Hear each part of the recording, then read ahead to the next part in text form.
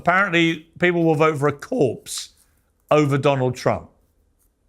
They will, and please let them do it. Let the partisan Democrats do it. I'm now all in on the Democratic rhetoric. The Democratic primary voters have made their decision. They want Joe Biden as their nominee. It would be an assault on the integrity of this country and on our sacred democracy if they replace him now. I can't wait to see him in all 50 states. At this point, obviously, the man is not up to the job. So someone else is running the country, whether that's Jill, whether it's Ron Klain, whether it's, I don't know, whether it's Barack Obama. Do you know what's really interesting, Michael? You know, this is really interesting to me, this panel, because if we'd gone back, 3 months, you'd have all been shouting at each other, arguing about Trump. The two siding to the Democrat side here on the panel, you've been neutered by what's happened. I can feel that the luster has gone. The enthusiasm to beat up conservatives has just flown out of your bodies. I mean, there's not been one argument. You've all just sat there going, we agree, he sucks. Your own guy sucks. He's barely alive. You've lost your fight, haven't you? Biden has removed the fight from Democrats. That's what I'm seeing here. Absolutely. Actually, I agree with that. You agree? I totally disagree. No, if Donald Trump is taking insane, again, the Supreme Court ruling today is unbelievable. The idea that instead on today's show, we're going to focus on whether or not Biden had a bad debate performance is just reflective of the, I don't want to say agenda in a negative way, but of what you want to talk about today on this program. Like, I think that the decisions that are being made right now legislatively in the Supreme Court are more important, or that are being made in the Supreme Court are more important. You know why that's happening? Whether or not Biden has a bad. You know why it's happening? Because Trump was able to put 3 judges on the court in 1 term. You know why that was? Because you put up a terrible candidate, Hillary Clinton. It was incredibly polarizing, very arrogant, very superior, and she got flatlined by Trump when no one saw it coming on the Democrat side. And secondly, some of your Democrat judges who should have known better decided they weren't going to resign. They weren't going to retire. And because of that, Trump was able to pack that court. So I'm afraid you reap what you sow. Just very bad politics by the Democrats. One of those Supreme Court justices were literally lost by McConnell just robbing a president of the right to seat a judge. Nobody remembers that Garland was supposed to be on the Supreme Court for almost a full year. McConnell said, we're not going to have that hearing. That is indefensible. Let me bring in Michael here. Oh, my God. Tommy has to leave in a moment. So Michael, come to you, then come back to Tommy for a final wrap from her. But Michael. Destiny, the principle that you're articulating that a president should be able to put a judge on the court in an election year, or rather that you say Mitch McConnell violated, was a rule first articulated by Joe Biden in the 90s when he was trying to kill George Bush's judges. So obviously there was a decision today. It said that the president has some immunity for criminal acts or acts committed in his official capacity as president. And this is based on a 40-year precedent. It really goes all the way back to the Marshall Court. Really nothing should be surprising about this. And yes, the Democrats are upset. They're not inveighing. True. This is just based let me on finish precedent. 1 second, Destiny. They're inveighing because they say we should be talking about the immunity case. Well, but part of the articulation of I just was reading the decision was that, look, this is the first time that you've got a president who's being prosecuted in this way. And that's the problem, because the vast majority of Americans, right, left, and center, have been saying in survey after survey that they view the prosecutions of Trump as primarily politically motivated. They view this as kind of corrupt. And that's one of the reasons why Biden's poll numbers have been so bad for so long. And so they throw this Hail Mary to do a debate in June before either party has settled on a nominee. And it completely blew up in their face. And so no wonder people want to talk about it. You've got a political order that is fraying. You got a guy trying to put his opponent into an orange jumpsuit. And it turns out the guy who's trying to do that, it has applesauce for brains. No wonder people are concerned. What the American people, a bit like the British, I think would be the same in this position. They can smell a political hit job. And the fact that the first case that was used against Trump to try and convict him and put him in prison involved a payoff to a porn star 20 years ago for a supposed one-night stand, or whether it happened or not, that just smelt to them like a massive overreach. Whether he did it or not, they didn't care. As though the idea that the first American president in history to ever be convicted of a crime in a criminal court is convicted over something so pathetic and trivial. The American people, the right-minded, reasonable people who are not in the kind of mad tribal ends of their parties, all went, well, that's ridiculous. And actually demeaning to the country. Destin, I could see you thoroughly agreeing with everything Tommy was saying there.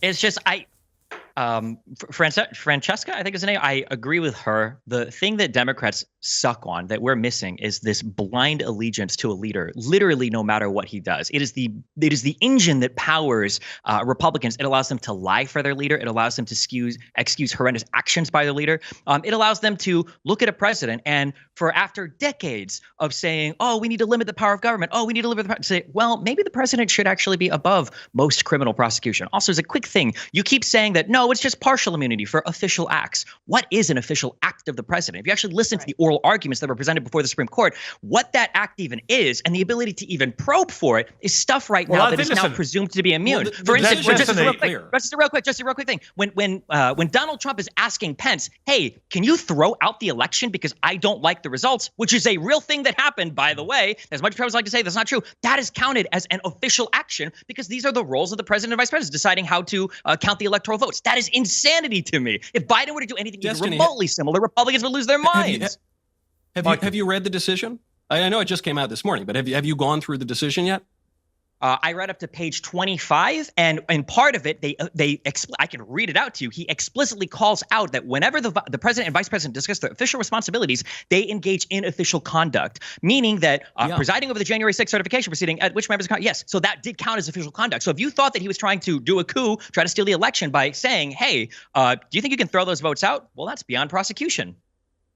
You can dispute or object to any actions that Trump takes, but it is simply the case that when a president is carrying out his duties and is speaking to his subordinates in the White House, that is obviously official business. If he were to bring in a bunch of, I don't know, drug dealers and hookers or something, that would probably be an unofficial crime, not related to his duties as president. And the reason that this matters and why it's really a moderate decision is because it goes back about 40 years to Nixon versus Fitzgerald, which found out that the president, yes, indeed, has quite a lot of immunity from at least from civil liability. And then the reason that this is such a novel bombshell case is because until Joe Biden tried to throw his rival into the clink, we didn't prosecute presidents because that's the kind of behavior typical of banana republics and tin pot dictatorships. But the argument, and I'm sure you've read this, even if you've just read the first 25 pages, goes all the way back to the Marshall Court. It goes all the way back to the finding that the presidency does have certain privileges. It's not totally beholden to the other two branches of government. It's got an executive privilege.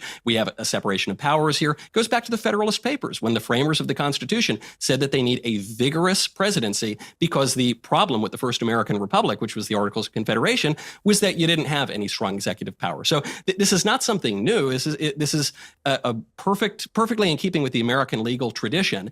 And now the Democrats are really upset about it, not because it's an upending of American jurisprudence, but because they're going to actually have to run on their guy. They're not going to be able to cheat and throw the guy in jail or take him banish him to St. Helena.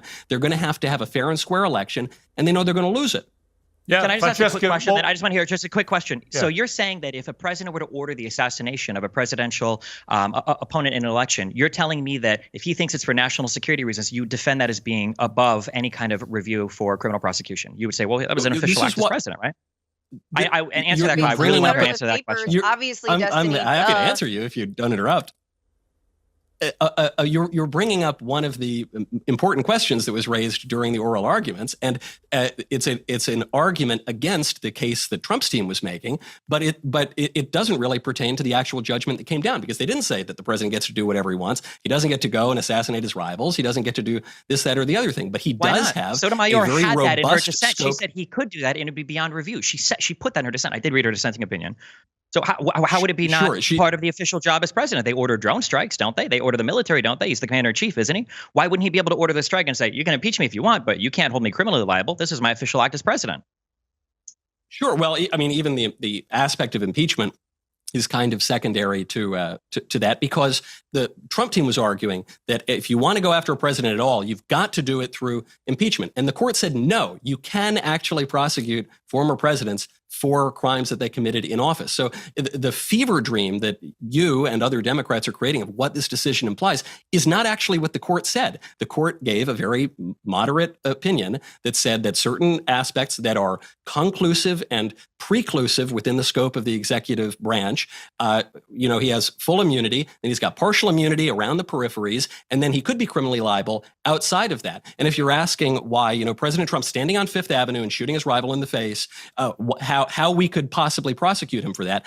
I think you just don't have any faith in the American legal tradition. And I think you're making an absurd argument to try to justify something that actually does upend over 200 years of American tradition. You guys all think that, Biden's a criminal mastermind. He's trying to lock up his opponents.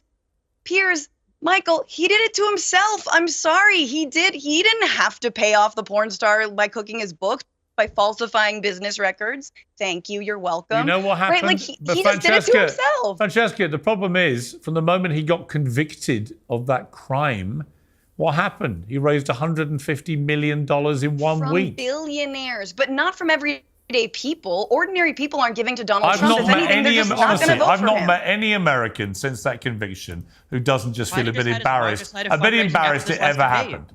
It was embarrassing. For America, I'd also like to correct the record, if you don't mind, Piers, because Francesca said that I accused Joe Biden of being a mastermind. I have never once in my life accused Joe Biden of being a mastermind or even possessing one. Where are we heading with this, do you think? Talk me through to Election Day. What do you actually think is going to happen? Even if what you'd like to see happens, Francesca, even if it's Newsom or somebody, you still have to contend with the fact that the Democrats would then be skipping over the first black woman vice president with the whitest guy who has ever walked the face of the earth. The case of Gavin Newsom. Hang on. There's actually a little twist in that, which Bill Maher got onto, which is if Newsom is the guy, he can't have Kamala as his vice president because they're both from California.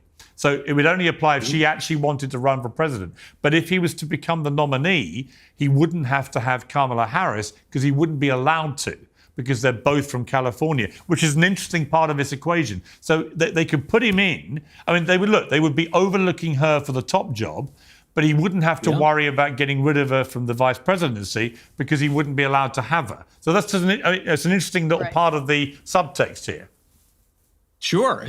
I still think the look is pretty bad, though. If she wants the top job. She ran for it the first time. Right. And, she also launched her campaign back in 2020, we now forget, on Joe Biden's alleged racism and on the issue of busing. So she's, there's no love lost here between Biden and Kamala. I don't think he wants to pass it to her. I don't think Biden cares all that much for anyone else in the Democratic Party. And I think he's wanted to be president since he was in the womb. Yeah. So if, in terms of how do we get to November, the only way that Joe Biden leaves the ticket is if he chooses to, or if one of his caretakers choose to. And so to Destiny's point, I actually kind of understand why you would say, I'll vote for an urn over Donald Trump, because what you're saying is the president doesn't really matter. It's run by a committee and the administrative state, and it'll just keep kind of chugging along, and that'll be fine. The problem, though, with that argument for voters is that everything has gone to hell in a handbasket since Biden got elected. So, you were mentioning earlier, Ukraine or Israel or this or that. All I can remember, and Trump made a good point of this during the debate, is for the last 20 years, the only president on whose watch Vladimir Putin hasn't invaded more land is Trump. He did it under Bush. He did it under Obama. He's done it under Biden. He didn't do it under Trump. During Trump, we had peace in the Middle East, believe it or not. We had the Abraham Accords and Israel and Saudi Arabia becoming buddies. There's a town in Israel named after Donald Trump. I wouldn't have guessed it either, but it happened. Now, of course, we have this major outbreak of war. You don't need to take my word for it. Vladimir Zelensky, the president of Ukraine, said that the reason that the Russians invaded is because of American weakness, specifically Biden's, and the fact that Biden actually invited them and said if it was a minor incursion, he wouldn't do anything. So you might dispute all these things and say I'm missing the point or something, but the voters clearly agree with me on this. This is why Biden's so low in the polls and why the majority of them don't think he should run again.